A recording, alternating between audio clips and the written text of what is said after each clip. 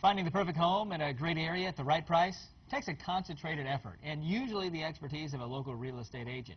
Unfortunately, many buyers fail to take full advantage of a realtor's services, even though those services are usually free. Let's talk about this with us this morning. We have a Week's real estate expert, Denny Grimes, in with us today. It's real important that you make sure you're working with the right person. Right. And I don't want to be self-serving here, being a real estate agent, so I'll say that it is possible to find the perfect home without the services of a real estate professional, just like it's possible to cut your own hair.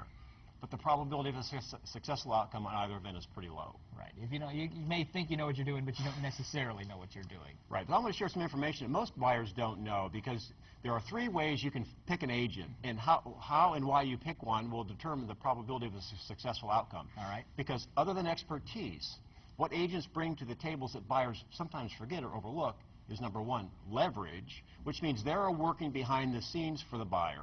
Not just showing property, but they're looking for good deals behind the scenes. And the other is a relationship, meaning they're more focused on helping them find the house they want than making a sale, because nobody likes to be sold.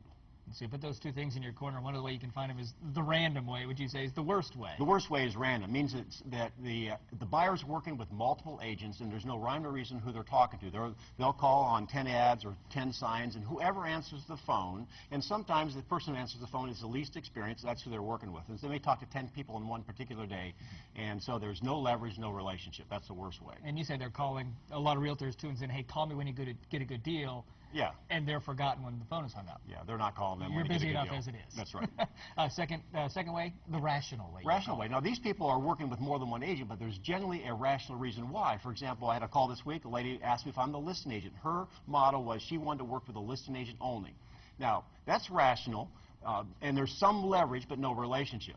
Because if I have to make a sale with her, I know that I'm going to have to shoehorn her into that house because I only get one shot. So I'm not really looking out for her best interest necessarily.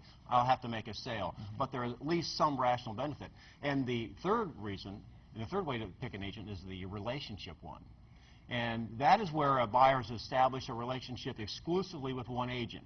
Now, they may have entered the relationship through random or rational, but they've decided, you know what, this person's got my best interests at heart, let's work together.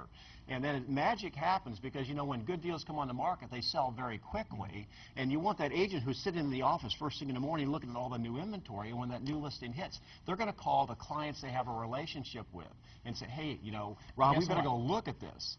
And, you know, and that way they're going to be first in line to the good deals instead of last. And they give you the best advice, hopefully the best deal. And they've got your interest at heart. So of the 3 ways, that is the best way, is to have that agent that will give you the relationship. Find one you're comfortable with and stick with it, and you'll have a good result in the end. And I guess quickly, in some sense, you got to do some shopping around. You got to feel these things out. You can't just fall into it necessarily. Yeah, it's okay to interview.